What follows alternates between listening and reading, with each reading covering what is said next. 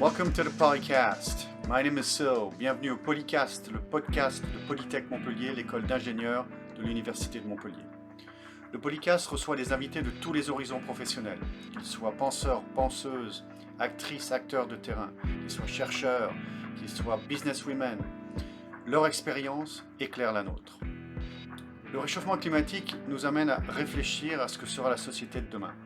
Cette réflexion, notre invité d'aujourd'hui, Timothée Parrique, en a fait une poursuite personnelle et professionnelle méticuleuse, intense et passionnée. Docteur en économie de l'Université d'Uppsala, Timothée a publié une thèse intitulée The Political Economy of Degrowth. Dans cette thèse, il fait le portrait moderne et dynamique de la décroissance, qu'il aime parfois appeler la post-croissance, et surtout, il donne des pistes et des clés de réforme économique à l'intention des décideurs. Ce travail fera d'ailleurs bientôt l'objet d'un livre grand public, et Tim, qui est fort sollicité depuis la publication de sa thèse, a gracieusement accepté de venir nous en parler au Polycast. Nous avons filmé cet entretien sur Zoom, donc la qualité est ce qu'elle est, nos auditeurs nous en excuseront. Et puis un petit détail d'importance, Tim travaille en anglais, et donc we'll speak English. Et maintenant, ma conversation avec Tim Parrique. Hey Tim, how are you? Very good. Nice to see you again. Thank you for joining us on the Polycast. I appreciate the time you're making for us. My pleasure. So I thought perhaps we'd start by, of course, in my introduction, I explained who you are, but I thought maybe we'd start before we go into the meat of degrowth. Maybe you could tell us a little bit about who you are, and most importantly, how you went from France to Sweden, and give us the good and the bad of all that, and how you stumbled upon degrowth and made it your passion. Sure. Well, after high school, I went to study economics, probably for the wrong reasons back then, because I remember I was quite looking forward to make some money. So I think I was hoping to do what many French people do. So do a couple of years at university studying economics, and then jump off to a business school, and then get into the world of business, most likely finance, and do something like this. So I went to study economics, but I discovered something I was definitely not planning for, the complexity of that thing we call the economy, and we're going to discuss a lot about what that is. And I think pretty early on, I became fascinated with how the economy interact with its environment. So this link between ecology and economy. And I mean, back then, that was around like 2008, there wasn't many courses in French universities about this. You could learn a bit of environmental economics, so the kind of like neoclassical economics tools applied to environmental issues like pricing, ecosystem services, carbon taxation, things like this, but there was not much more than just a few elective courses. So that's why I went to Sweden. I decided to do my Erasmus there. I found. So if we back up a little bit, were you always into economics, like as a kid? Were you like thinking about supply and demand, or I mean, how does a kid say I want to be an economist? I mean, you know, not too many people have Milton Friedman or Maynard Keynes as a hero. You know that. That's true. I remember when I was a kid, my favorite toy was fake money. I was always walking around, you know, with my bum bag, and it was always just fake money in it. Okay. I would either make it, or, you know, for Christmas or my birthday, my mom would go and buy me like some fake looking money, and I would just do my own printouts. And even when I did not have this, I would just, you know, find a few strange looking stones from the garden. I would declare this to be money within the house. And I don't know, I was always fascinated by this, by that institution, money. I still remember like when I was watching my grandmother using her credit card. You know, you put the credit card into the wall, and then boom, there's like some cash flowing out. Yeah. So I guess that's also why, just better understanding the economy. I guess back then I didn't really know what economics was and how interesting it was, but I felt attracted to the mysteries of money, let's say. Okay. Now, were you aware at the time when you were thinking about this that it was fake, what you were carrying, or did you think it was real money, you were rich? Not at all. I think actually I knew it was fake, but I thought real money was real. Now I know the opposite after studying economics for How 12 about years. I that? know that, well, real money has some degree of fakeness in the sense, Interesting. it's a social agreement. So if everybody had agreed that my fake money had some value, it would have actually become real money. That's what I know now. Absolutely. Absolutely. It makes me think of Yuval Harari's notion that we create myths, and those myths are collective. They have value just because we collectively agree that they're real. The minute we say that is not real anymore, that myth just collapses. And perhaps there's a truth to that in money as well. But you'll tell us more about that. So wait, so now you decide there's not enough of an offer for what you want to study in France, and then you say, you know what, I'm going to Sweden. Can you tell us a little bit about that jump from a cultural standpoint? Do you still want to live there? Did you like living there? Do you have friends over there? How much of a cultural divide is there between Scandinavia and us, and how did you manage it? It was a positive clash of cultures for me, at least on being a university student, because the culture within Swedish universities is quite different. In France, we have this high divide between private business schools or engineering schools or economic schools, and then the public university, which usually, have quite a bad rap. If you end up at a public university, is because you've not managed to go anywhere else. Sure. So this is how you start. When I arrived in Sweden, where everybody goes to public university, they more like think about university as a privilege, a bit like you would see depictions of higher education in an American film, people going to Harvard. Right. So I ended up in Uppsala University, where everybody is really taking university studies seriously. Okay. And I like this because I've always been fascinated about being at university. For me, it was I remember my first day, like quite naively, I was expecting to step in like something like Hogwarts. Right. The very magical environment where people get passionate to study something like, but it wasn't like this, it was a bunch of people not really sure of what they were doing and maybe not really excited of being where they were. So was English an issue at the time for you, or were you already comfortable in English, and did you have classes in English right off the bat? No, I mean, I was third year of bachelor in France when I went to Sweden to do my Erasmus. I still remember being notified like maybe 4 months before the semester, like, okay, Tim, you're accepted. You go to Sweden. And I didn't know English at all back then. Oh, really? You're learning it. It was just the typical like French English disaster, like broken English with a thick accent. So I just I took these few months. I went surfing to the coast and just practice English every day, as just to be able to take the courses in English during. This is a wonderful lesson. I mean, a bunch of our students are struggling, and first of all, they think they're not going to use English in their work as engineers, and they're wrong. I tell them that every day. And secondly, they may feel as French students, I'm never going to be able to be fluent. And you're a perfect example of, if you're passionate, if you want to do it, you're going to do it great. So, okay, cool. So you're there, you're speaking English, and at what point does the degrowth thing kick in? Is it over there, or is it as a result, is it a long progression, or is there some kind of a moment, like a wow, moment? Yeah, it's been rather gradual. When I went from studying economics to a bit of environmental economics to ecological economics. And in ecological economics, some people started to speak about degrowth. And what was the day, at some point, I don't remember why, but I decided to go do a summer school at the University of Barcelona. They offered the summer school every summer. I think that was actually the first of the summer school they did on degrowth. Cool. And that's where I really discovered the concept. And, I did not manage to shake off the idea. I mean, that was 2014. Right. And I found it a fascinating concept. And I was like, why didn't I hear about this before? Actually, I did once. I remember this, and that's a funny story. The first time I actually heard the word degrowth I was a second-year bachelor student at university. So imagine me, University of Versailles, with all this business school people studying economics, right. Very like math-based mainstream economics. And they had an evening lecture on décroissance, on degrowth. Right. Yep. And I remember, I didn't know what it was. I didn't know a single thing, but I remember that was the socially acceptable thing to just make fun of them.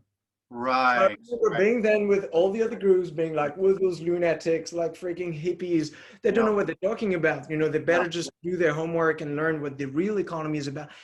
And I mean, now I share this very, you know, I feel a bit shamefully, of course, like I've been being peer pressured into bullying this poor little lecturer about the degrowth. I could not find out who that was. I don't quite remember, but that was my first exposure, and that shows a lot. And I've of course, we'll discuss about this, but how degrowth has become such a controversial topic, Yeah. and this kind of like ideological strategy of defense is to laugh it off, to be like, that's ridiculous, Right. just like real lunacy. I mean, clearly your job is going to be in the next few years to sort of not just educate, but debunk. And I know you've worked on that before, but to debunk the old myths and the labels, to remove the labels that Décroissance has. And I'm going to ask you a few questions about that. But before we go into degrowth, I just want to finish with your background. So now you published a thesis, is that correct? So you became a PhD in economics. Congratulations. Thank The you. massive piece of work, thesis, which is called The Political Economy of Degrowth. And so did the idea of the thesis come from the Barcelona epiphany, I want to call it, or was that in gestation at the time when you were in Uppsala? It was in gestation. So I discovered degrowth, then came back to study rather general ecological economics, and that's when I really got interested in money. So large banking reforms and local currencies. And that's what I wanted to write my PhD on the, let's say, you know, the nexus between sustainability and monetary issues. Right. And actually trying to do this, I realized it was a bit too narrow. I was a bit afraid of becoming a specialist, to over-specialize myself. Yeah. And I decided, like, if I could, I would rather want to do a general theoretical work on something, as degrowth is a perfect topic for this, because it ties into work, to property issues, to monetary issues, Right. to international trade, to inequality, to a lot of different things. And I thought this would give me really good opportunity to think the economy through, to be a good generalist of economic issues. Right. So rather than being stuck in, okay, here's an expert in reforming finance, you know, this guy is actually taking a whole look at the entire spectrum of the economy. And because that's the thing, you know, you've heard the slogan, like system change, not climate change. Right. But if you want to change a system, what kind of skills do you need to have? You know, you need systemic skills. Right. And when we're talking about economic reforms, that means you need to, you know the way around the economy, know a lot of different things.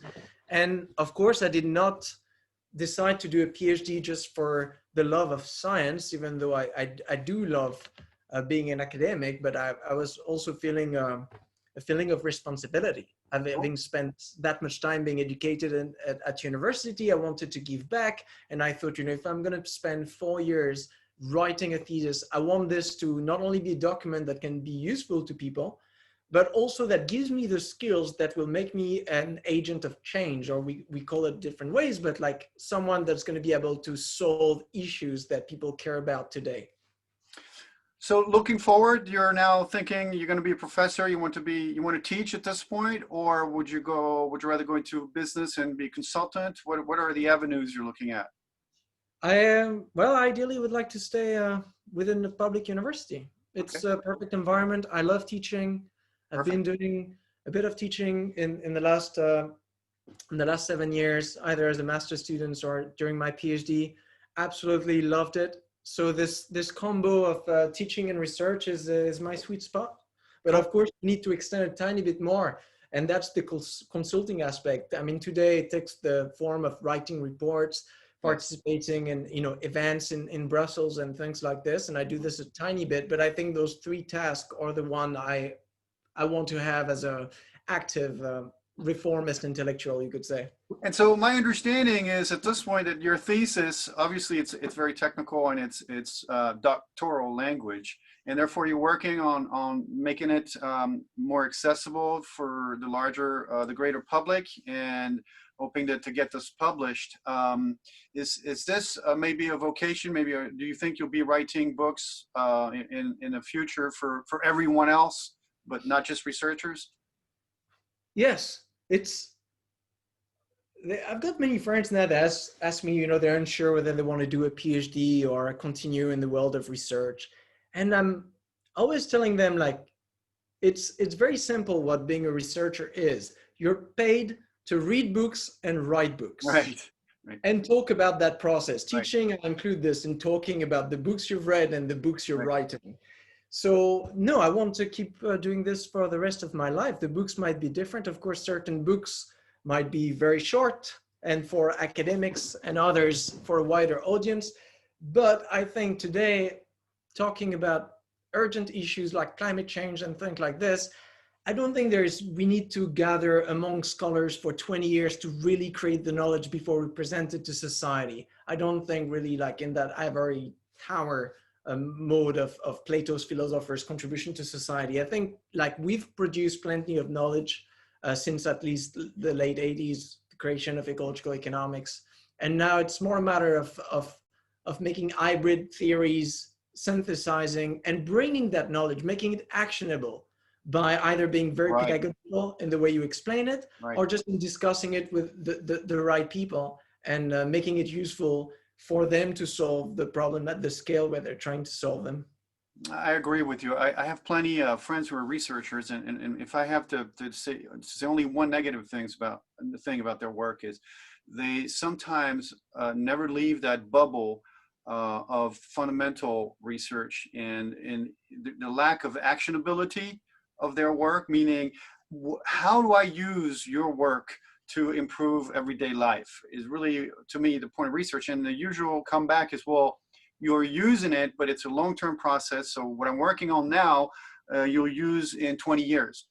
But I think that in the field that you've decided to work in as maybe other environmental related sciences, I think we need to act now. And so that's why I'm thinking there's huge amount of work to do to just think the stuff and then get us, ways to move forward. Yeah. Let me ask you this, Tim, last personal question before we go into your work. Would you call yourself an environmentalist? Would you call yourself, and we'll talk about people like Jean Covici and Servigne and Jared Diamond, just so I have an idea where you fit with all this in that ecosystem of people who are active in spreading the word. Obviously, you're an economist, so your position will be maybe different. But in terms of the environment and your climate, global warming positions, where do you fit?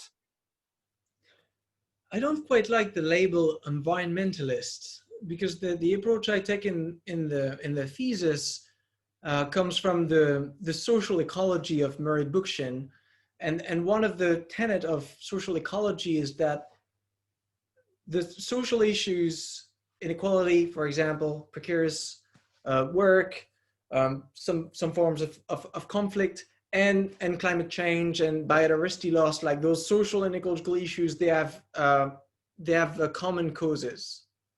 So actually that each time we can think about an environmental issue, there's a social issue underlying it or around it. So for me, if I call myself an environmentalist,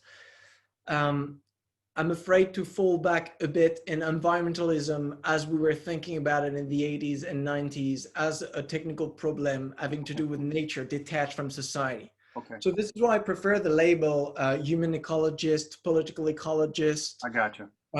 But it's true that I'm also trying to reclaim the label of being an economist, which is difficult. That's not the thing you want to introduce yourself at a party. I've tried it, Just don't start a sentence by, hi, I'm Tim. I'm an economist. Right. That will just go nowhere.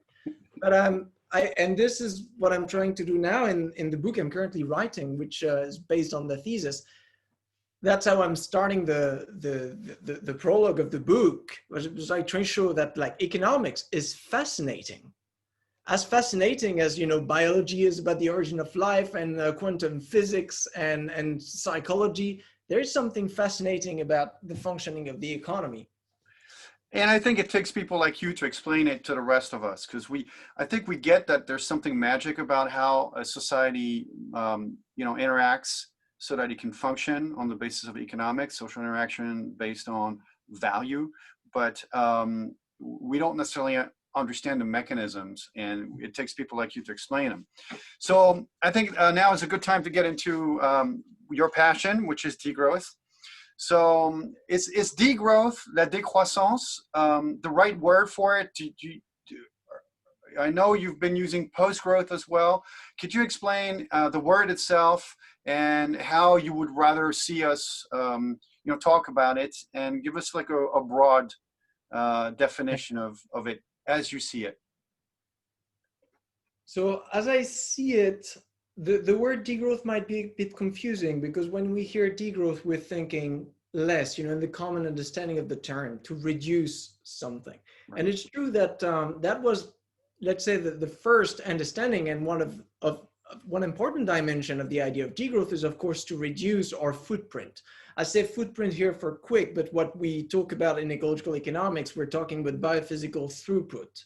This notion of a throughput, it's the flow of energy and matter that go through your economy. So, we like to talk of economies as societal metabolisms, a bit like the human metabolism. Well, in the human metabolism, there's input and there's output. I'll just leave it there. But the economy is the same. You have energy and matter coming in, and you have energy and matter coming out, usually in the form of pollution. In a growing economy, as your economy expands, well, you consume more inputs and release more outputs. And often that creates issues of scarcity on the issue of inputs, and issues of, destabilization of ecosystems, climate change, all of this on the output. So of course, first dimension of degrowth is reducing that throughput. So here you can imagine, going from an obese economy to just putting an economy on a diet, so that you have a leaner metabolism, so that the economy can function. We'll talk a bit about what that means, but function basically is to be able to satisfy the needs of the people within that economy. But by minimizing the use of natural resources that are scarce, and of course minimizing the emission of pollutants and destabilizers of environmental health. So that's the first aspect of degrowth.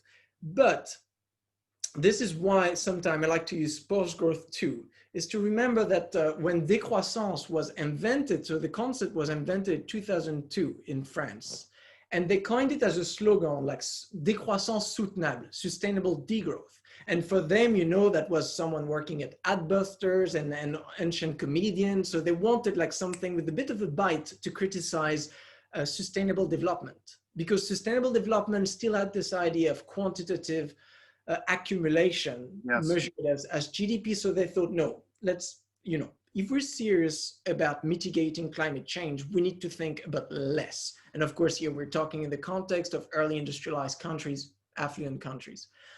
So let's call it sustainable degrowth. And that's how the concept caught on. But in French, and unfortunately we don't have this in English, but décroissance et décroire, to decrease, is phonetically very close from décroire, to unbelieve. Right. And that's a play of word that was used back then to say that degrowth is not only to decrease, is to unbelieve in the religion of growth. Right, okay. And we're really tapping into, in the thesis, that call this the second dimension of degrowth. So the first dimension is, reducing throughput, is the diet. But the second dimension is emancipating from the idea that an economy necessarily needs to increase. Right. And I'm saying this is not something only happening in your head. Today, the French public budget is made at 90% of it comes from taxation of market activities.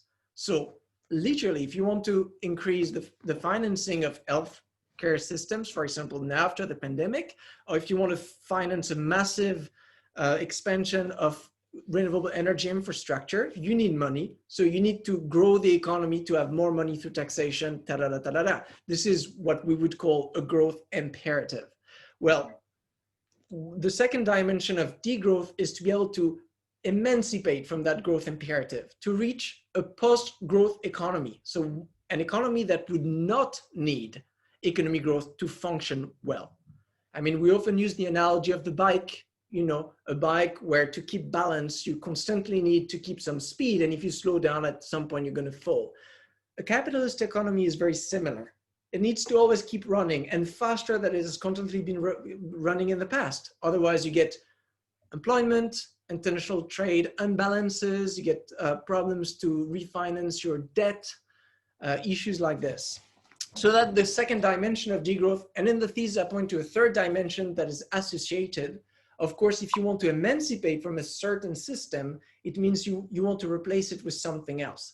And I think that's something we find a lot in the degrowth literature, are those depictions of alternative economies.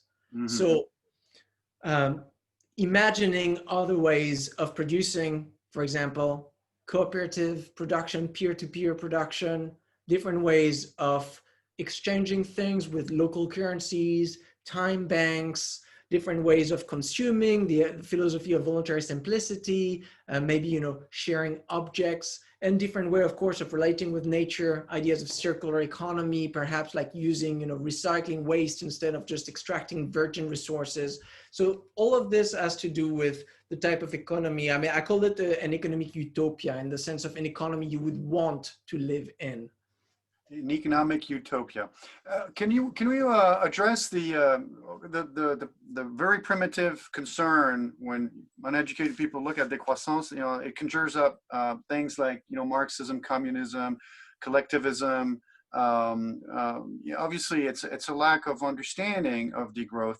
But do you have a quick rebuttal of those? Okay, let's put it in perspective.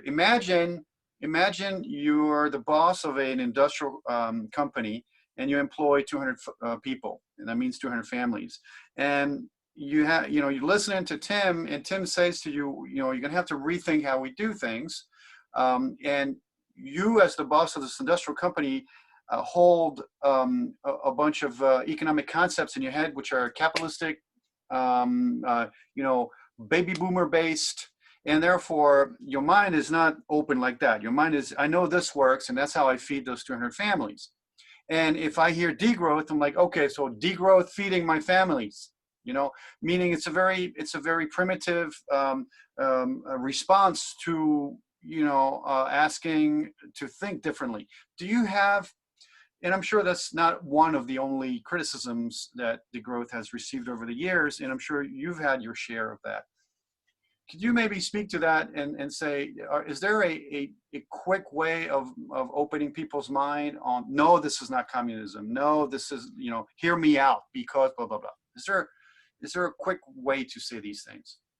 What I'd like to say is that communism, the real existing communism of the Soviet Union, for example, was as productivist as, capitalist America was. Yeah, true. Coming back to, economic history during the World War, that was an economic race to show which system was actually producing as much wealth. They were trying to outgrow each other in a competition for accumulation.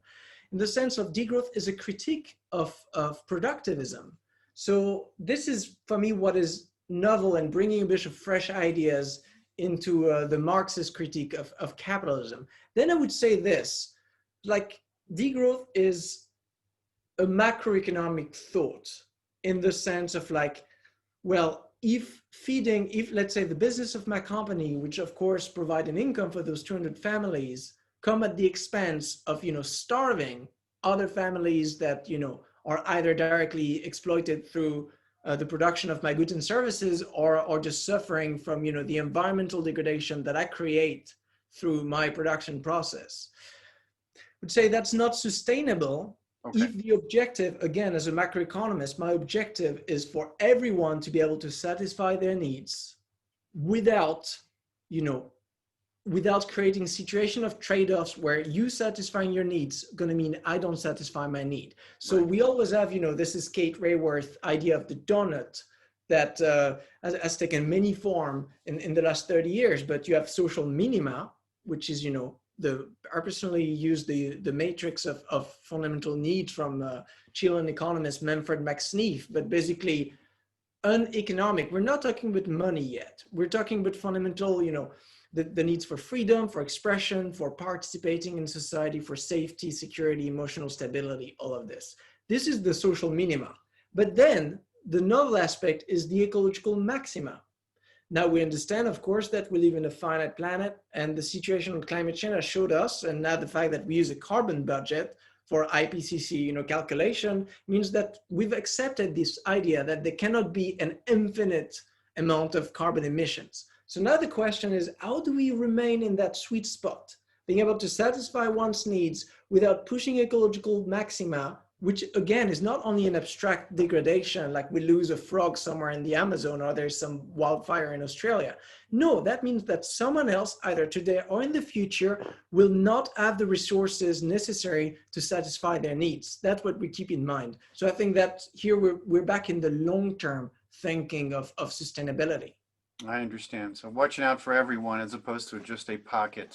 Okay, that's a cool way to look at it. Do you want to talk about your three tenets: autonomy, sufficiency, and care, or is that the part you introduced before? It wasn't, right? No, I can talk about it, and it's the point in the thesis where I'm trying to put some strong theoretical foundation under degrowth, and I do this in two steps. First, trying to think what are the underlying values, and those are the one you mentioned. So autonomy, sufficiency, and care. For me, those are the three underlying values of, we could say, the philosophy of degrowth. Here we're not yet speaking about like economic organization. For me, economic organization, they derive from values, because of course we always behave and create institutions based on values. Values are always there. So autonomy, sufficiency, and care, this triad. So autonomy is a principle of freedom. And I think in the tradition of degrowth ideas, there's always been this strong belief that participatory democracy, or let's say, as participatory as possible democracy, would be a good protection against exploitation. If everybody is around the table when we make a decision, then we are less likely to make a decision that someone is going to suffer from.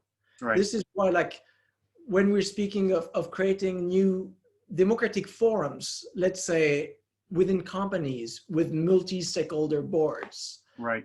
Worker cooperatives, consumer cooperatives, right? Or within like neighborhoods, public budgeting at the city levels, creating many instances where people can participate as to be able to voice their needs and to create that situation where, oh, you want to do this, but wait a second, if you do this, actually, I'm not managing to satisfy my need.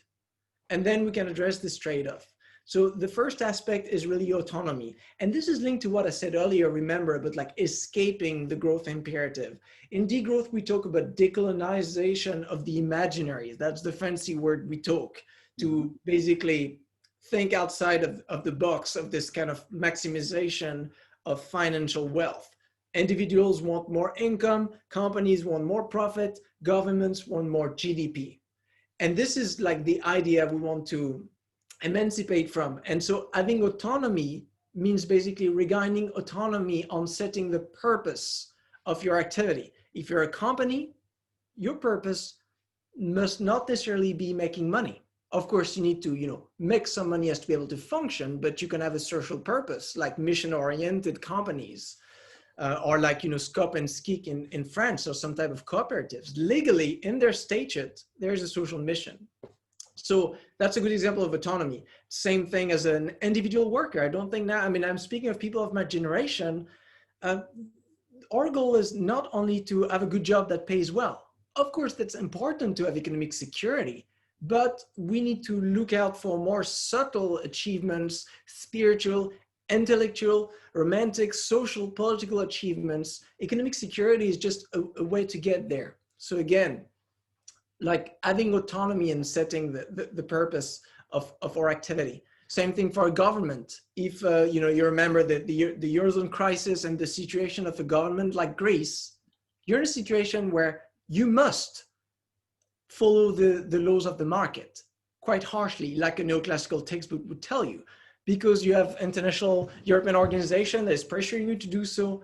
And so you cannot have autonomy and decide to say like, look, now what's important to us, like we did during the pandemic, what's important to us right now is health. It's Right. not the economy, Right. it's health. So for me, those are three examples of autonomy. One of the value, I mean, we could call it freedom, but I think autonomy, I use from a specific philosopher, Cornelius Castoriadis. He Right. had this very nice division between autonomy and heteronomy. Okay. Autonomy is like consciously decided, nice in the French existentialist tradition, you know, setting your own project. Heteronomy is when you have someone else setting the project for you. So I guess here you can get a bit of a taste of the anarchist spirit of degrowth. Anarchism is very strong within degrowth ideas, and that takes the shape, as I phrase it, in the idea of autonomy. Do you fear sometimes that the establishment may not completely understand that when you say those words, anarchy or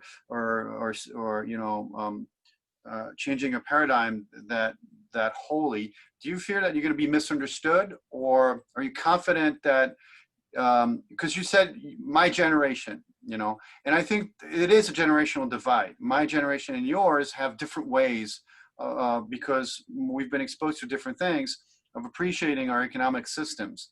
And do you fear that you're not going to be understood by people of my generation when you use those words, or are you confident that you can convince us? You see, I'm confident that we can still use those words and embed them with new meanings. And I'm going to tell you why. That's because I sucked in English. That's why.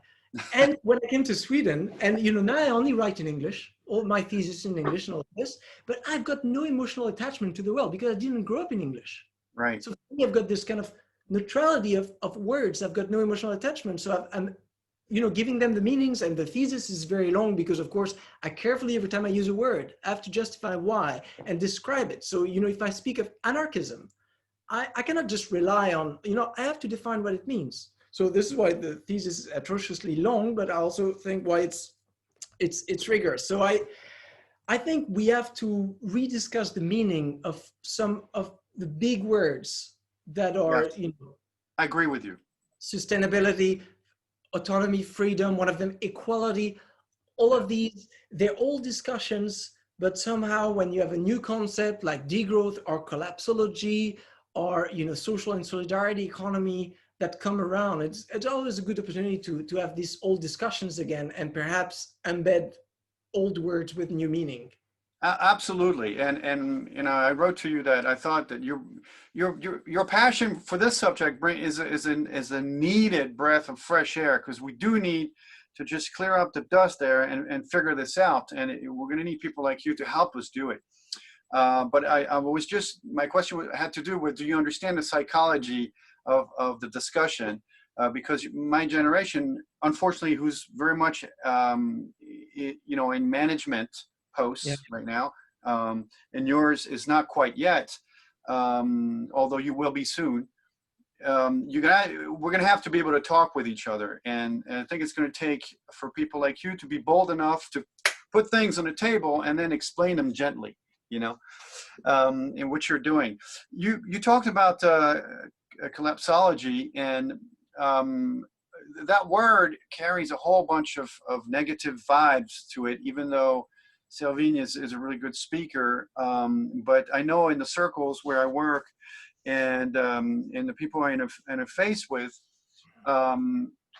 we fear the negative impact of it. And I've read that you have felt that the principles of degrowth that you've explored in your thesis pretty much have been exploited or been used or been approached by so-called collapsologists.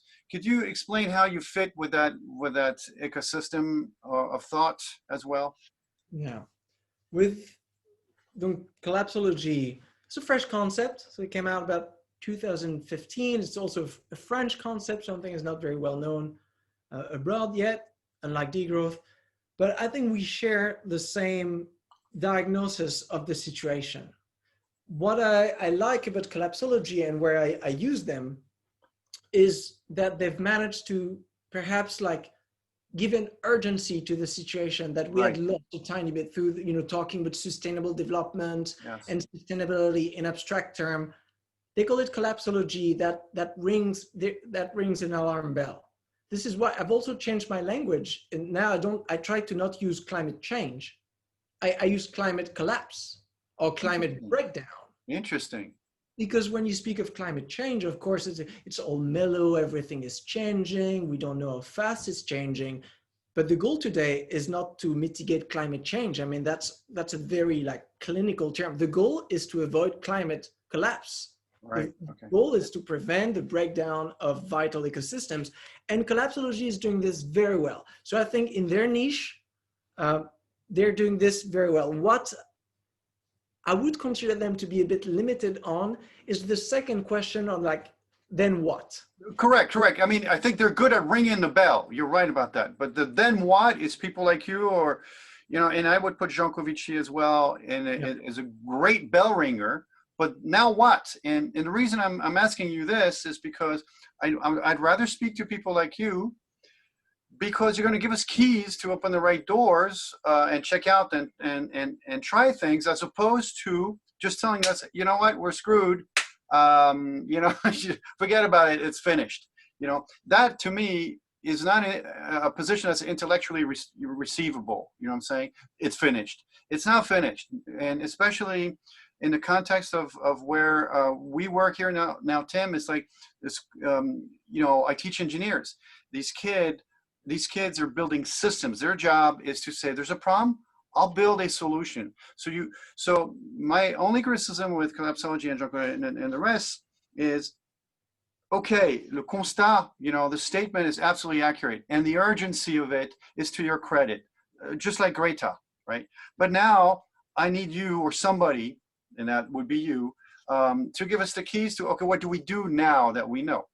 So I'm sorry, I interrupted you, but I completely agree, and I think, and here I'm referring more particularly to the work of Pablo Servigne and his colleague, that they also have very interesting things to say about the solutions.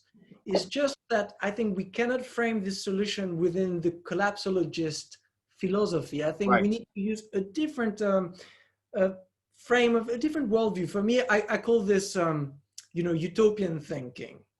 I like this idea of French perspective. In the US, they have future studies. In French, we have prospective. So this idea of backcasting. So you create an image of a desirable future. How do you want to live in 2050? What's your perfect economy? Right. And then you backcast today. What do I need to do today in order to make that possible? Right. So it's kind of like utopian leap into a desirable future.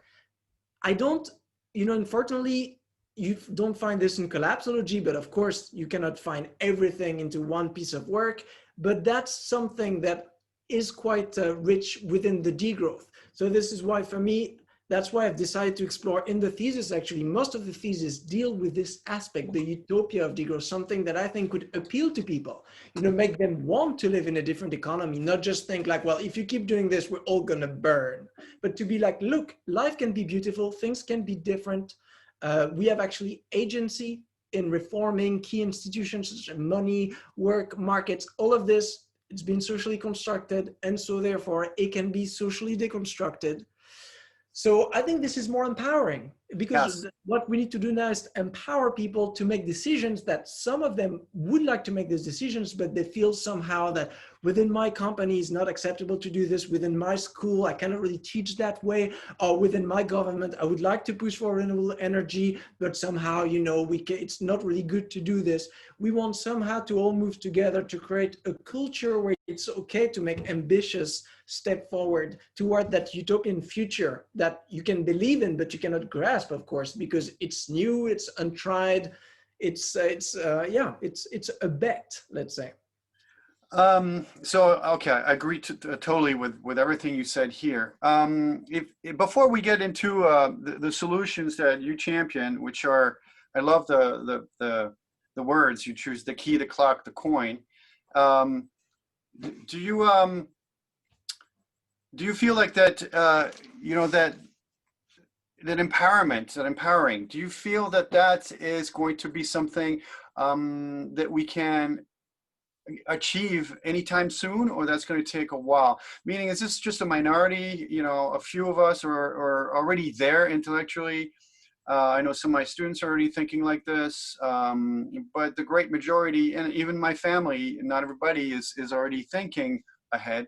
Do you feel that you're preaching those things to people who are not really listening, or you feel confident that the reforms, and we're going to talk a little bit more specifically about them, that you're proposing in your thesis, can be heard, can be read, can find some kind of practical ground?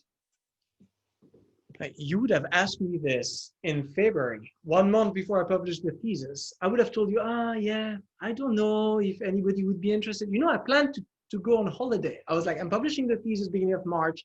Then I'm taking a 5-month holiday and I go climbing and surfing and, reading about academic writing and just, doing what I love. But no, my mailbox, my phone kept ringing during the lockdown because people were interested in the degrowth. They were finding ways like, okay, well, very interesting. How do we run an economy without growth? How do we enact this big societal transformation, to reduce unemployment while at the same time reducing, mitigating and avoiding climate breakdown? So I had to cancel my holiday because there was too many conferences, too many webinars, too many reports, too many articles. So I actually had to work the entire way through. And I think that's great. So it's showing me that people are more and more willing to listen and to participate in that discussion. I think you can cancel all your next holidays, Tim. You're going to be a busy beaver there. Okay, let's get into the key, the clock, the coin. So as I understand him, this was your architecture of how you felt we could actually reform our economy and move towards degrowth. Could you explain more, maybe, and again, slowly, but most importantly, as if you're speaking to somebody who's not too technical from an economic standpoint? So when you get into the degrowth literature, and of course, because it's very critical of the system it functions, it's always been, you read an article or a degrowth book and you have a criticism of the system, and at the end, they tell you a couple of things you should do. Usually, work time reduction, universal basic income, taxing capital, maximum wage, change dethrone GDP as an indicator, replace it with a dashboard of social environmental indicators, more cooperatives, banking reforms, all of those small changes. And I made a list of them in the thesis. I've got in the appendix, pages and pages, hundreds, I think it's 420 different proposals of what should we be doing right now. But I felt like that would overwhelm decision makers. Like, so I wanted to find a way to organize these into broad agendas of change. And that's what I'm doing with the key, the coin, the clock and the coin, to say, like, divide everything we have to do into basically changing 3 institutions: property, the key; work, the clock; and money, the coin. Okay, and slow down. So the key is property. So real estate, everything we own. The clock would be the value of work. Yes, property is even more broadly in political economy. Property is agreement about resources. Okay. So ownership, who's owning what and who's got the right to use what. Gotcha. You're right, work. And I name it the clock because work is not only about, the job that you're doing in the shop or at the factory or anything. Work in political economy is about the use of time. How do we socially organize the use of time? What kind of time do we consider to be valuable? And what kind of use of time do we consider to be valueless? Right. And that connects to the coin, of course, which is about money. Not only about money as a mean of exchange, the money you're using at the shop, but rather how do we organize the creation of money? And banks, how do we organize the logic of saving and investment? So how do we, the question of money in political economy is, how do we basically organize the future? How do we link, the past with the present and the future? So that sounds very sci-fi when I say it like this, but that's how cool money is. That's what you can do. You can actually organize the future with money. And so for me, I thought, okay, let's get down in those 3 institutions and I set myself the challenge to have an agenda.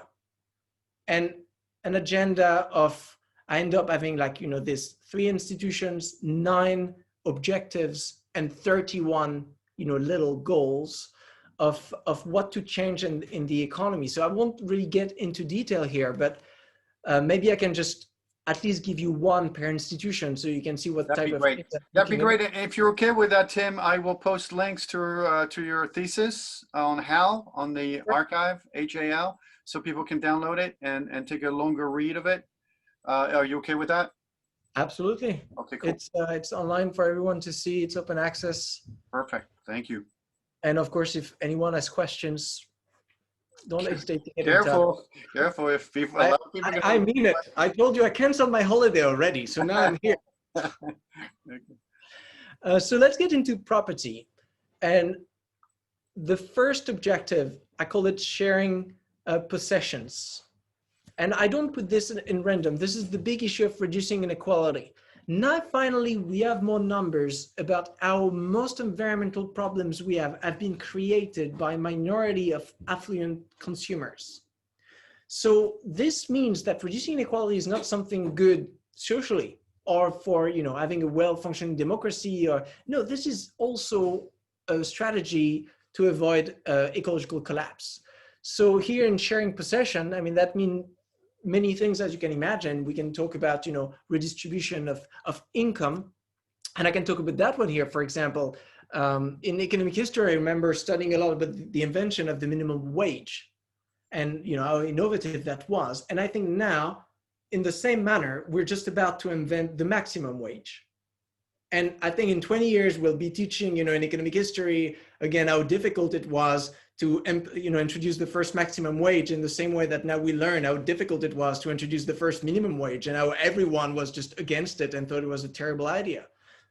It doesn't sound like as much as a terrible idea for me. If we have a minimum wage, logically you should follow that we have a maximum wage. Minimum wage means that, there should be a basic amount of value associated with an hour of human work. That we have this shared universal humanity. If you're a human being, somehow you should, if you work, you should have enough to satisfy your basic needs through your work. Well, the maximum wage derived from this, in the sense of like, maybe there can be a difference, a ratio, for example, of 1 to 10. So the maximum wage can be set at 10 times the minimum wage, but we cannot have like 100-fold differences like we have today. I don't think anyone in philosophy would manage to show that this is morally okay for someone to earn like 500 times more than just the minimum wage. And how would you answer to the idea that it might stifle entrepreneurs from wanting to get rich and start something? Well, I would just point out to a lot of empirical studies in business where actually sociologists go and talk to entrepreneurs. And it's a minority of them that will just tell you, well, I just created this because I wanted to become rich. Right. I mean, most of the people that, capture the imaginary, the CEO that inspired the world, I think what they've been doing was as much driven by the thrill of solving complex problems, of a vision, or the pleasure of inventing new things, and all of this, and just, the mere pleasure of having more money in the bank account. If that was the case, the CEO, they would make $1 billion and then they would stop working. It's not the case, most of them, they keep innovating. So I think innovation is something that we'll always have within us. And that somehow actually, and that's what I'm arguing in the thesis, the market system where basically in all innovation is measured based on profitability is hindering innovation rather than fostering it. But we can get back to this. So this will be an example, having a maximum wage, of a policy to share possession. And here that's the utopian aspect. We imagine ourselves, well, in an economy where no one would, earn more than 10 times the minimum wage. This is not that utopian. In France, in the social and solidarity economy, économie sociale et solidaire, if I remember well, the difference is from 1 to 7 by law. So again, in the cooperative movement, it's also, I think, 1 to 10.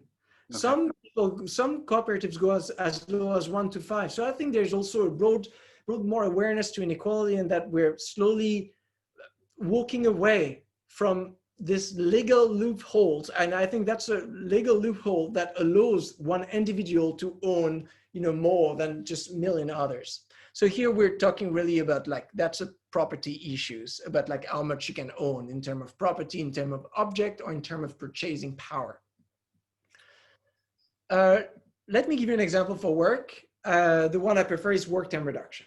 So I think this is one of the most important change, because you cannot think about the future if you're working 80 hours a week and you're worrying about your job, and then when you go home you're stressed, you're overworked, you're in burnout. You don't have time to chat about these big, deep political issues, inequality, justice, relation with nature. How do we want to live? So if we are serious about democracy, that means that we must work less in order to have more time to educate ourselves, to discuss, and to participate in decision making. Even more within this post-capitalist aspiration that Degrowth has, where basically we're talking a lot about creating alternative modes of allocation. So for example, a local currency is an alternative mode of allocation. Instead of using euros, you're going to use a complementary currency, a local currency. Right. But to use that local currency, you need to create it. And you need to, have a board of, to manage the currency. You need to make decisions. Right. And this we know takes a lot of time. So if we want to create alternative economies, we need to put the hours in. And we cannot put the hours in if all the hours we have are sucked in the old system we're trying to escape. Right. So work time reduction. And where we're talking work time reduction, of course, this is not a smooth, we all work less and it's nice. No, of course, it's political economy. So there's an inequality with working time. So, for example, when we speak about work, job sharing as a way to reduce unemployment. Today, there are people that they would want to work, but they can't because they cannot find employment. They're unemployed. Their work hours are zero. On the other hand, you have people stuck in employment they don't like, or people stuck in schedules they don't like, that would like to work less. So job sharing is, one way of decreasing the hours of the people that work too much to increase the hours of the people that would like to work more.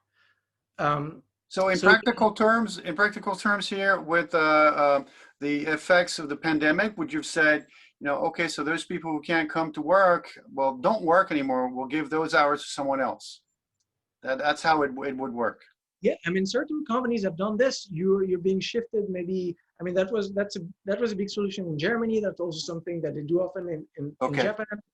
When there's a crisis hitting, instead of just firing half of your workers, well, then you put everyone at 50%. Right, but that goes with that goes with a associated reduction in income. That is currently, yes. Okay. So of course, a 50% reduction, that's huge. But like the one from the pandemic, I was talking to a friend the other day, that you go to a 90% contract. Right. So I think then we have to measure the cost, Is it better to everybody learn a bit less like this, but then we don't have mass unemployment? Or is it more expensive actually collectively to have mass unemployment? Because unemployment is extremely expensive. When I look at the numbers, which I do in the thesis, I realize that actually collectively we're better off if we're avoiding mass unemployment. So, and actually there can be redistribution via the state of that lost income for the people again that need it. So not like the highly paid workers, but the people that are just working minimum wage or close. So through work again, we have to make that reflection would happen during the pandemic, and that was fantastic. That's why it was impossible for me to be on holiday during such a historic moment. I was like, every day people had to make that decision to be like, okay, if I go to work, I'm taking the risk of spreading the virus. So you have to make is my work worth taking the risk of spreading the virus? And then, if you're like a nurse, then, or a doctor, or a garbage collector, or a teacher, or a cop, or a firefighter, all of this, let's say these professions that directly provide use values to people. I think the question is straight answered. Someone needs to do, this is useful work. But let's say you do marketing for a big, SUV, you do online marketing for SUVs. Well, if you were to organize a poll, I don't think people would say, They would say, stay home, Right. don't contaminate people. And actually, a lot of these professions working in marketing have stayed home. So, let me just before, I don't want to cast just saying, that's my own opinion, but I think we should have a democratic discussion about what do we want to spend our limited hours on. Got it.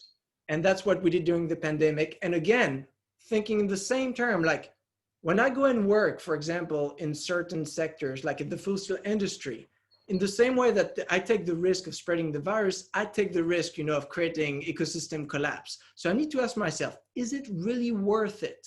Right. Individually, is it really worth it also collectively? But again, Tim, I think you're not factoring the personal. I know you were thinking from a macro standpoint, but the personal motivation for going to work is to make money to be able to pay the rent, to pay the mortgage.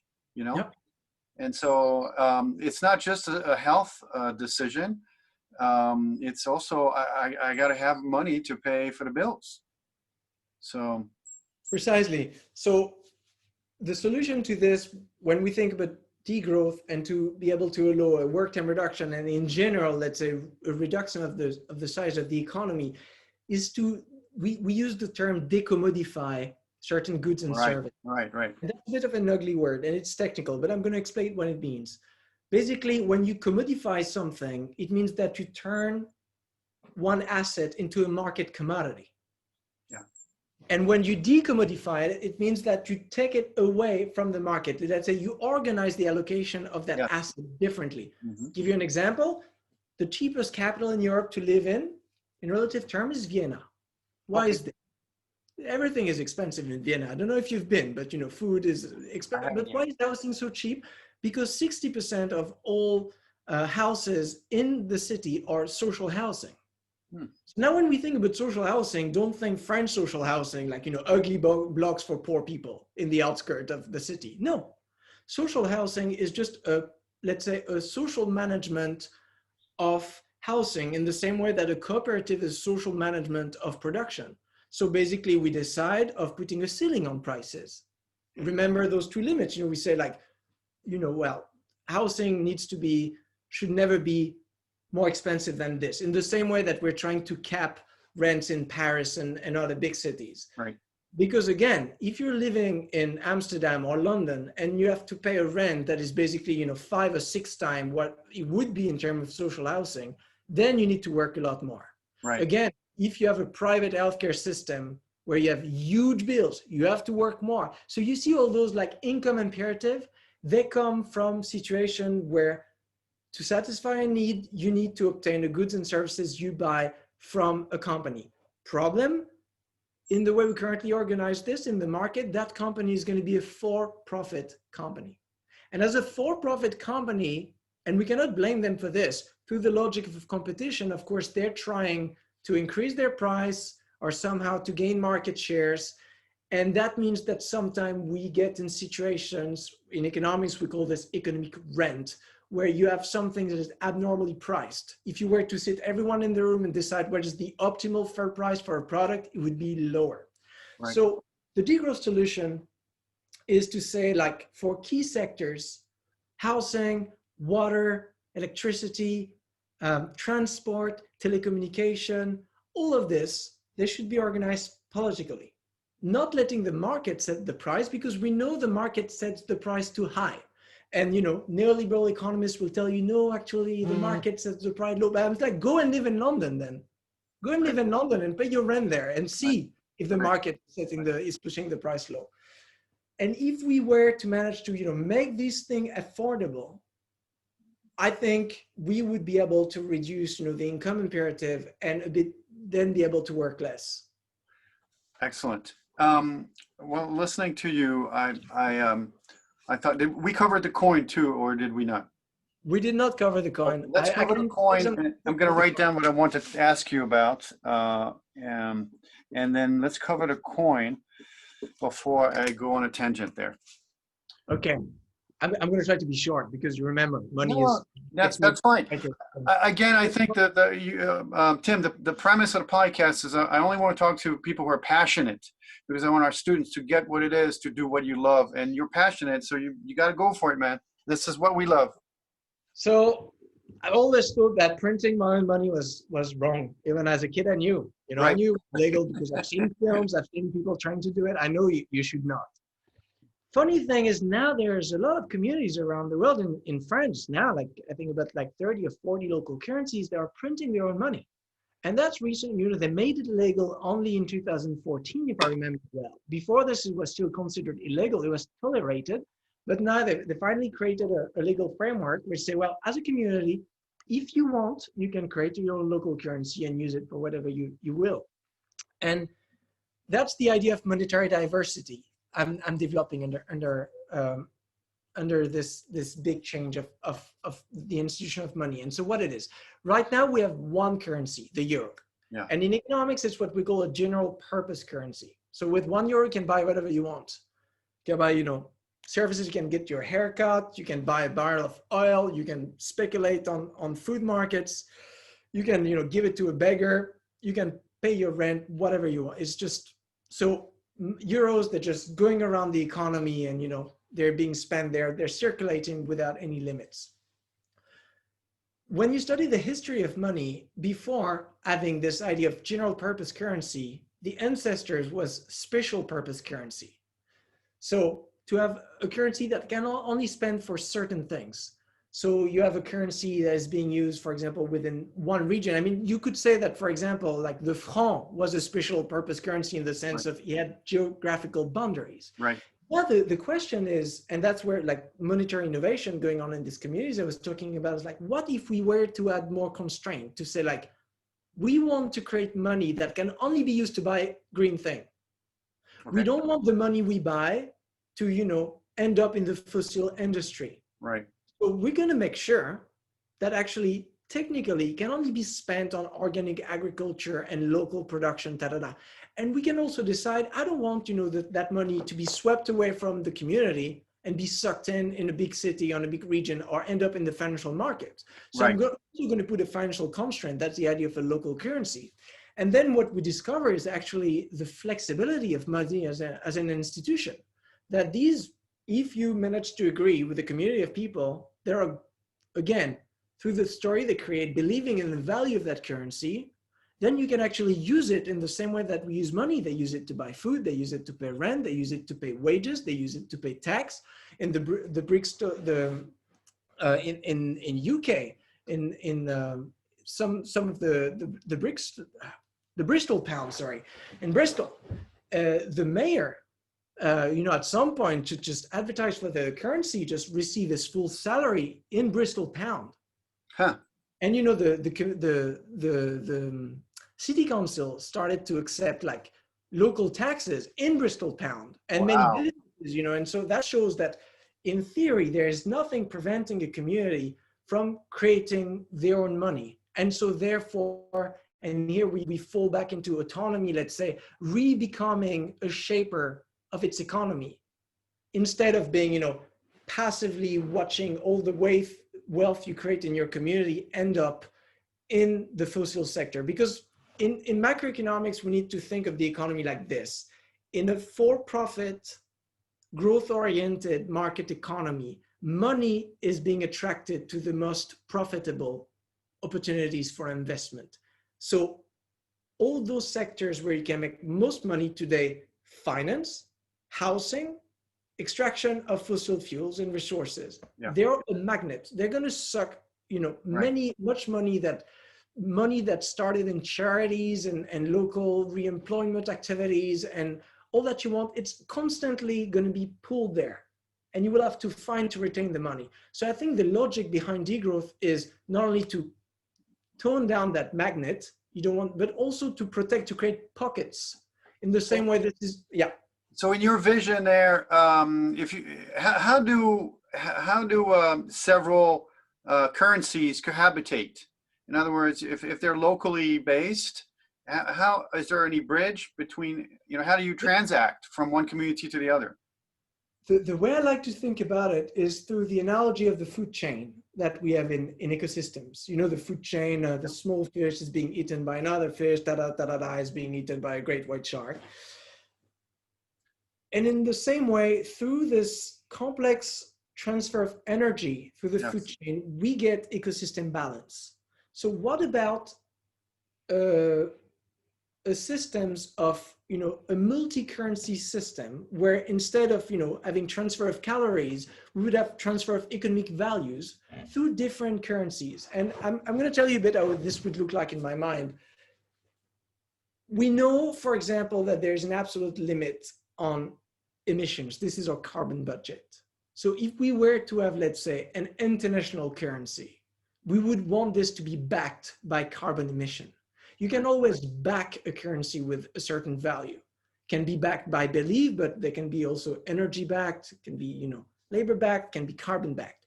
So I would want at the macro level, for example, a currency we would use to organize, lending in between countries, international trade, to be carbon backed. And that big currency could translate into a regional currency like the euro, then a national currency like the franc, then regional currency like the Bristol pound, and then even like smaller currency like the one in the time banks. But again, each step, it's special purpose currency, meaning they fulfill a different objective. The carbon currency at the international level, this is not to buy bread and remunerate labor. This is to make political decision about investment into the future and the allocation of the carbon budget. If we go super down the chain, at the, in a time bank, the goal is just, to organize the exchange of labor-based activity. Right. But what's very important, in the same way in the food chain, that, they cannot not be more food, they cannot be more carbon in the economy that is reset at the top level. And in the same way, that cannot be more hours that we set at the bottom level. This, as a political economist, inspired by both ecological economics and feminist economics, for me, when I'm thinking about the economy, I'm always thinking with those two limits. Nature is limited, energy and matter is not infinite, it's finite, time is finite.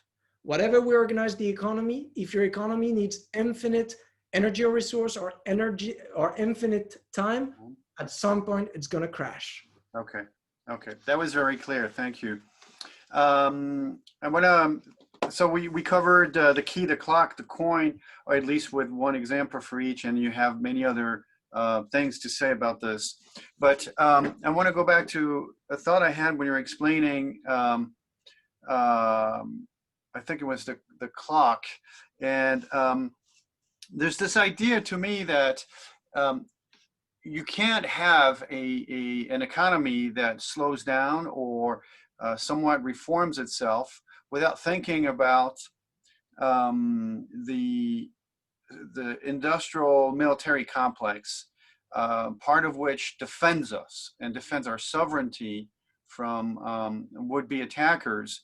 And I'm saying this to you because I just visited for an apprentice student. I went to visit Tricastin, and I had it was a guided visit. And it just dawned on me that without people like that, without those people on the ground in that uranium enrichment factory and the associated production of electricity over there, without the pilots in the Rafale patrolling our skies, without the sailors on our carriers, our sovereignty would vanish, and therefore we would not be able to dream about a better economic system and speak about it right now, you and I. And so how do you factor that in your macro system? How does the military serve a democracy? Do you need to reduce it as well, to reform it? Do you have this utopia that no one's going to attack us? I know you're not that naive, Tim. I'm just saying, how does that fit? Because I don't think the cynical man, because I'm old now, does not see a world where you don't have some kind of a stick to say, if you mess with my thing, I'm going to beat you up. I'm not going to beat you up unless you're trying to steal my thing right now. And so somehow you got to have that protection from the state. How do you finance that in degrowth? So the honest question is, I don't know. For the reason that I'm not a political scientist, and this idea of geopolitics is something quite complex that I cannot really not only wrap my hand around, but it's something I did not approach in the thesis. That was just outside of the scope. Something I looked into is, of course, the financing of the military, because that's a big public expense. And so, of course, when you're talking about like dependency, growth dependency, that's a big part of it. But I cannot provide any interesting insight on the type of conflict and how we can mitigate them in the sense of like in the way that a political scientist would be. In the term of the defense of sovereignty, I mean, maybe that would be being like completely naive in the way I've designed my utopia. It's true, I've done it like this. I've designed the utopia taking the assumption that yes, there will not be, you know, a military invasion of your country as you're trying to reform it, which is perhaps a naive assumption. Perhaps it's me trying to, you know, a self-fulfilling prophecy about the future, hoping that we're heading towards, you know, less and less conflict in the future. For this, I have no clue, to be honest. Okay, and again, I wasn't saying that your work is based on a naive premise. I'm just, this is something I wonder a lot about, and I'm really interested in seeing your work pan out. But I wonder how it fits into the real world of maintaining our safety, just like you would in your house now, you know. But this is probably the American in me, you know. I worry about this stuff more than I should. In France, we have a different approach. Okay, I was wondering if you could maybe now tell us where do we go now? Your work has been published in your thesis. You're going to work on a greater range of public with your future writings. How do you translate that fundamental research or that theoretical research into reform that can be used by others? And who are those people who could use your work? Yeah, so now it's the real work begin, you know, after just the thesis is here. Now like the scientists are happy, they can read it, but now I need to translate this again into the actionable knowledge I was talking about before. So now I'm spending a lot of time rewriting Wikipedia pages, for example. I mean, a lot of students check Wikipedia. That's good. It's something somehow nobody will give you prestige for being a Wikipedia writer. But I think Wikipedia is a fantastic institution. That's we have awesome. Their education. And, you know, as intellectuals, I think anyone that has been trained in a public institution, you know, if you've had the privilege of being able to study at university, one way to give back should be like, you know, if you reach a degree of expertise, to write a Wikipedia page about this. But again, like decision makers maybe don't read Wikipedia, or some of them do, but we need to be a bit more targeted. I've been working on 2 reports. Okay. So reports that are directly targeting decision makers. The first one is already published from last summer, Decoupling Debunked, which was addressing decision makers at the national level, especially within the European Union, on the issue of green growth. And the discussion about the Green New Deal and whether economic growth should be a part of this, whether, you know, green growth is theoretically possible. And again, it's producing reports that can be summarized, you know, in one infographics. I've done this for decoupling, and now I'm going to publish a second one. So I'm sorry, Tim. To be sure, the nutshell of that is that you don't think green growth is actually something that's real. Yeah. So if you want green growth, well, be ready to be disappointed. That's what the cover of the report is. Nessie, the Loch Ness monster, because like green growth, a lot of people talk about it. Other people say, you know, I've seen it, I've heard that sometime there's been a picture of it. I'm like, I've looked everywhere. I've checked every single study since the concept was invented. Not only me alone, but we're a community of scholars doing this, and a bunch of them reunited as authors of this report, and we found literally nothing. It's a haystack without a needle. So if you want to anchor the entirety of your environmental policy on the Loch Ness monster, I'm just saying that's a very risky bet. Right. Okay. You know, risking the future of humanity on this. I mean, again, you do whatever you want, but that's just my personal opinion. I would not put my money on it. All right, that's clear. So that's typically like, that's one debunking action. Like there's this belief that green growth is possible, and so therefore we don't necessarily need to reduce production and consumption. Some might will happen in the future. I'm just saying, alert. From what we know, you know, in science, this is just, there is no basis for this to happen. And here's why. And, you know, the report is fairly long because I spent a lot of time debunking every single argument. And I wrote it in a quite arrogant manner, as sometimes you should be in science, being like, going all out. Here's all I have. If you manage to debunk me, to show I'm wrong in every single point, then I'll change my mind. Right. And I'll believe in green growth. And actually, I'll feel good. It's great if green growth is possible. It's been 1 year and I've received nothing. I've seen nothing that is just, you know.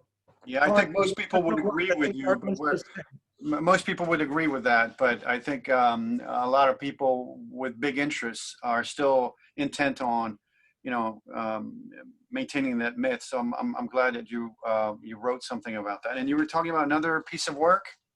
So there's another report that Greenpeace Europe will publish in the coming weeks, which we've titled "A Rainbow for Change." And this is about precisely policies that we're not discussing. So I've been selecting 7 policies from the thesis that we're not discussing in that big relance de l'économie, you know, how to restart this Green New Deal strategy of how should we transforming the economy.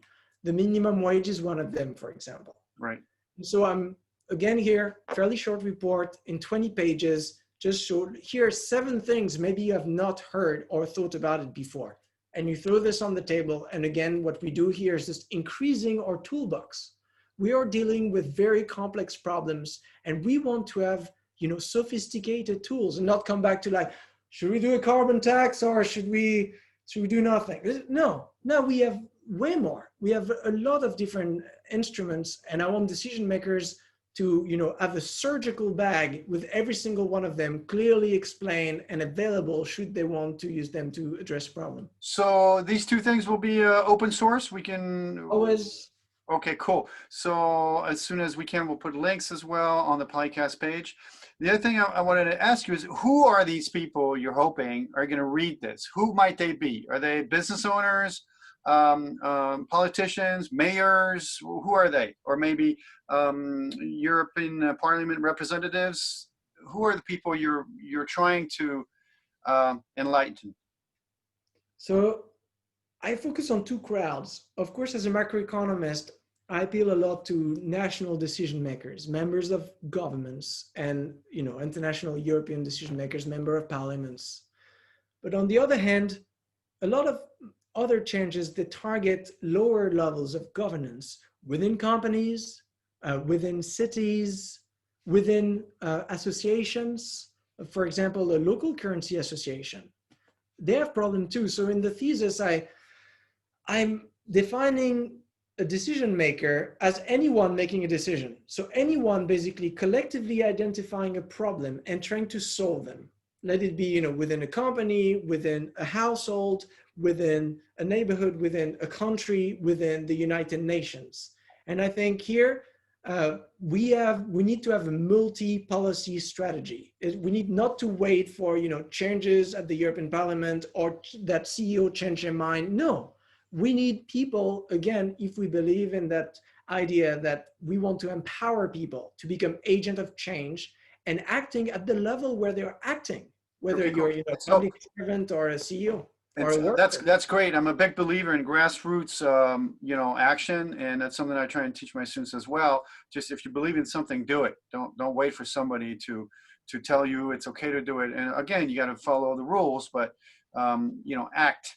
But the question I have for you is, you say it's for everybody. Is it accessible to everybody? So, for example, the Greenpeace text, is that something that, for example, my students would be able to understand and act upon, or is it more written, you know, in a technical language for decision makers at a technocratic level?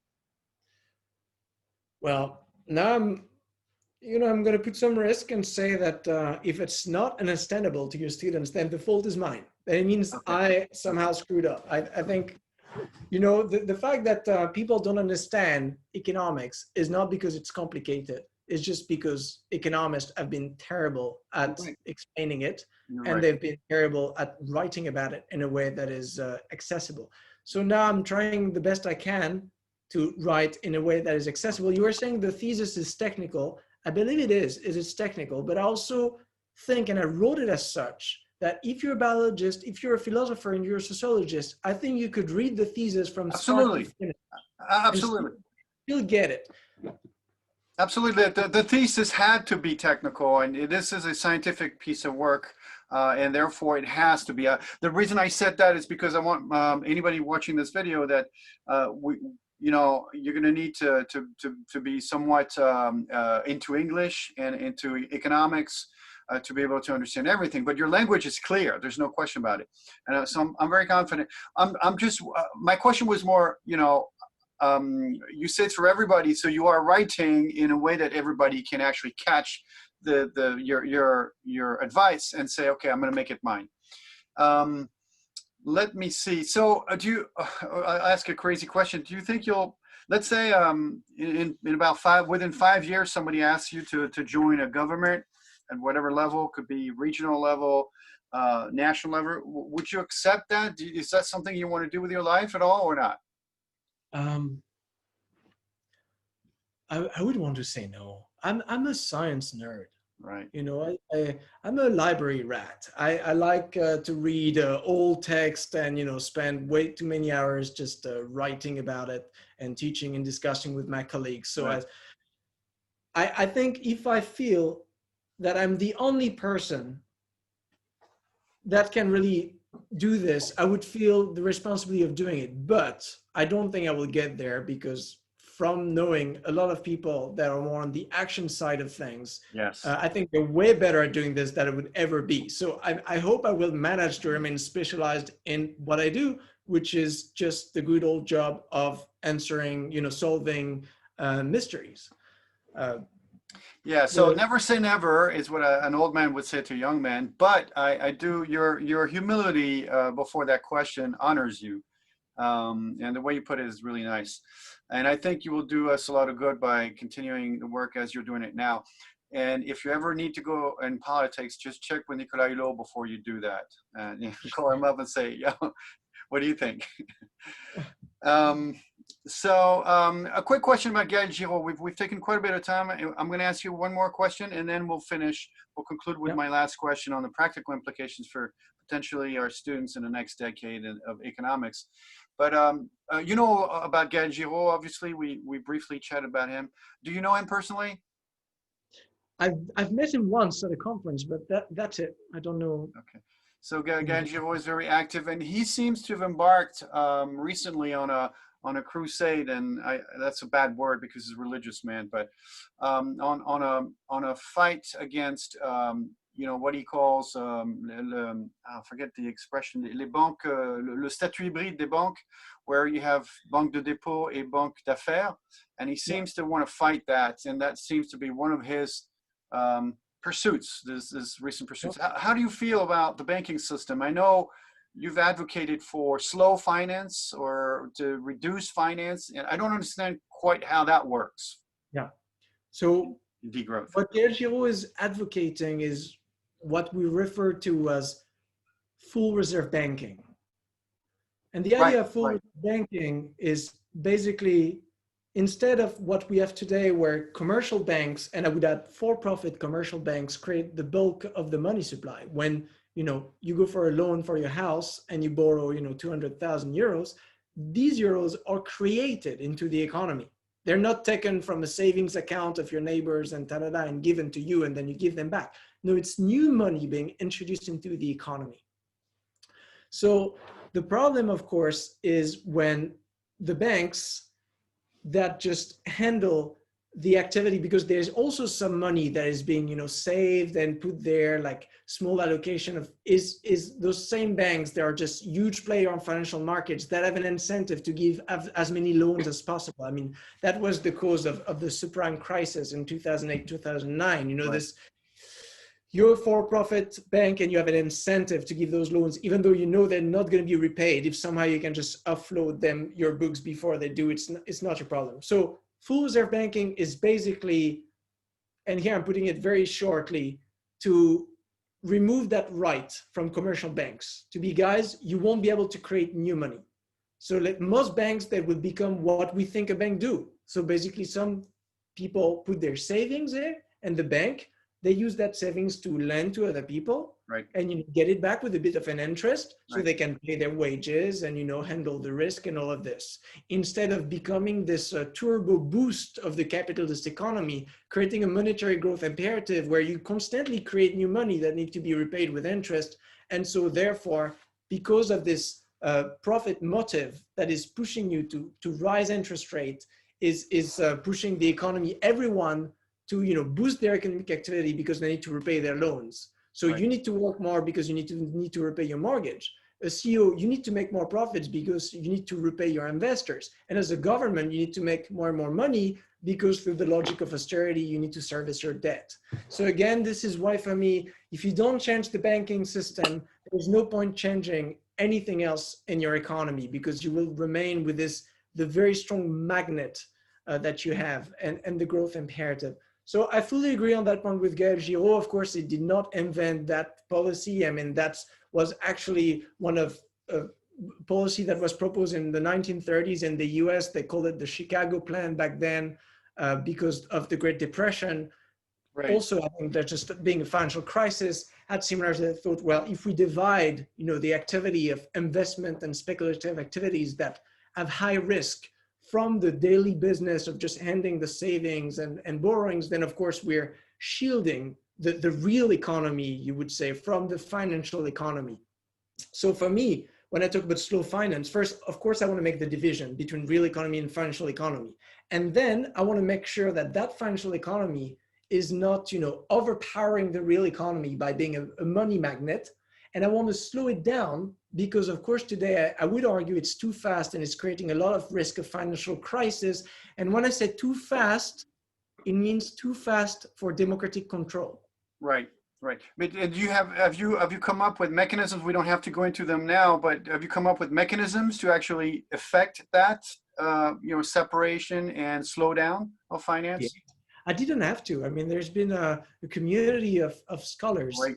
that have created wonderful concept. I mean, if you search like full reserve banking or sovereign money, or the leading think tank in Europe is called Positive Money, starting in London. They're doing a lot of pedagogical work to explain how money is created and how to reform the banking system, and all the solutions are already there. Okay. So I'm quite uneducated on the subject. I apologize. Okay, thank you for that answer. I'm going to move forward because we've taken quite a bit of time. I would love to discuss much longer with you. My last question, Tim, had to do with the practical implications of your work on my kids and my students. How does degrowth fit in the next few decades of the economy? Do you think that we're going to be able to reach some of that utopia you're putting forward? And is there any practical implications for everyday life for young engineers, among others? But the kids, the 20, 25-year-old kids are going to go into society and be producers of value. They're going to work. They're going to potentially buy houses or share houses with other people. What are the practical implications of your work or the connections with real life for those people? I mean, let's start with this. I liked earlier when you talked about your engineering students, you say, they're creating systems. Yeah. And remember when I said that talking about institutions in social science from a very constructivist perspective, everything that was socially constructed can be socially deconstructed. So I would want us to become all systems thinker, in the sense, whatever you're going to do, you're going to create systems. You're going to, reinforce certain behaviors. And well, you have to make the conscious choice of whether you think that's going into a desirable direction or not. And then that's an issue of, personal responsibility. And I think connecting with some of my friends and through the choice of what they decide to study, that's the decision you're making. Of course, then if you're meaning like more practical changes, I mean, I can talk about a few, is to be paying attention. For example, not many people pay attention to what kind of bank they have. Right. They just have a bank and they think all banks are the same. Right. And, they have a credit card and they don't really think about it. Well, if you look at, the books of your bank, and you compare, for example, the Société Générale and let's say one alternative bank like the Crédit Coopérative, you see that, you know, those two banks have widely different patterns of investment. Here, I'm taking those two extremes because one really represents the good old, you know, investing a lot of money into finance and fossil fuel, whereas the other one is more in the social and solidarity economy and in that spirit. So when you're choosing a bank, you're basically, you know, supporting two different worlds. In the same way where you're deciding where to shop, you're making similar decision. And here I'm not making a plea for, you know, green awareness like shopper liberation and wallet democracy, and we're going to change capitalism through what we buy. You were asking for practical implication. I think as individuals, we are putting hours into the economy through the way we work, through the way we contribute, and we're putting, you know, some of purchasing power, some of our money, and we need to do it consciously, again, with a utopia in mind. If we make the decision that this system doesn't work for us and we want some, or for other people we care for, and we want something different, then we need to be ready to ask the question, well, what do I need to change in my life in order to make that new system emerge? So I like that. It's very empowering. The idea that consuming decisions and from banking to anything else is really completely within our touch, our reach. And so, because a lot of my students say, you know, I don't have any decision-making power. And my answer is exactly the same as yours. Is yes, you do. With the way you eat, the way you transport yourself, the way you bank, the way you consume electronics. These are economic, environmental, philosophical decisions that belong only to you. No one can tell you what to do in a democracy, but your conscience will guide you. And so I thought it was a perfect answer. And I love the fact that they're hearing it from an economist who's much younger than me and who's closer to them in age. And let me add something. You have many of those online where you can register, go on the website and just type your yearly income. And they show you, you know, in what percentile of the world population you're in. And if you do it globally, all the people listening to that podcast, they will be within the top 1%, most likely, right. Or within, you know, the top 3 or 5%. So we have to realize also and now there's, you know, a mounting amount of empirical evidence that the environmental crisis is driven by the consumer lifestyles of the affluent. That is us. So here, this is not about like, I often use this analogy. I don't like it too much, but I think it speaks to people. It's not about like trying to change a complex situation. There's a beating up going on. There's a beating up. So let's stop the beat up. That's the first step, you know, let's stop beating up the planet, right? You know, the concept of minority. So that has to do with, you know, thinking, but transportation. I mean, I've worked a tiny bit on aviation and realizing that, you know, only 8% of people in the world have ever been in a plane. Right. The rich. Plane is a very abnormal way of transportation. But of course, within our classes, when I talk about degrowth, this is often the strongest resistance I have is losing the freedom to be able to go and visit my family in another continent, to go and, you know, be with my girlfriend in Australia, or, you know, people have all these stories and I've gotten used to the liberty of being a cosmopolitan citizen, which is a great thing. Right. But that's also with these daily decisions where we have to look at the data, come back to the carbon budget and look, you know, what kind of lifestyle is possible if we want to, again, satisfy the needs of everyone without sacrificing the needs of certain people. Yep. Well said. I have one quick last question, totally unrelated. I work a lot on Elon Musk because he is a fan of engineering. He's a madman, entrepreneur. Probably, contributing largely to, you know, making the planet explode. At the same time, his master plan is for all his companies to help us either leave Earth, as you know, with this Mars SpaceX project, or merge with machines with his Neuralink implants. Are you aware of Elon Musk's work, and do you know a little bit about Elon Musk? And most importantly, how do you feel about what he's trying to do? And unfortunately, it's difficult not to be aware about Elon Musk. You hate him. You can tell me, Tim, you hate him. That's okay. I don't have any personal sentiment toward the guy, I would say. What I see in Elon Musk, at least the way it's depicted in the media, I can resonate with this passion to find solutions to complex problems. Yes. What I find a bit sad, perhaps, is that, and in general, not only Elon Musk, but most of entrepreneurs of his kind are just focusing on a narrow range of problems. For me, I look in the field of social innovation. For example, people that invented local currencies. Right. I mean, we won't talk a bit more about them. We don't often hear about them, but like communities that invented like this local currency in Japan in the mid-90s that they use, for healthcare, for taking care of the elderly, a national kind of time bank network. This is genius. It is. It's a genius idea, but we will never depict these people as like, entrepreneur of the year because they've never made money. They've managed to provide, lonely elders with hours and years of care and entertainment, which is perhaps more important, I would say personally, from my values than just landing on doing anything on Mars right now. It's a good point. Very good point. I admire the innovative spirit. I just feel a bit sad that we're not applying that innovative energy to other pressing social and ecological problems. Yes, I'm pretty much aligned with what you're saying. Love the strength of the guy and the energy he's devoting. Not sure why his values are not aligned with ours, but it would be something to ask him and I'm sure he would love that discussion. But I don't think he'll accept my invitation. I did invite him, but we'll see what happens. Oh, you did? Oh well, I'm crossing fingers. You never know.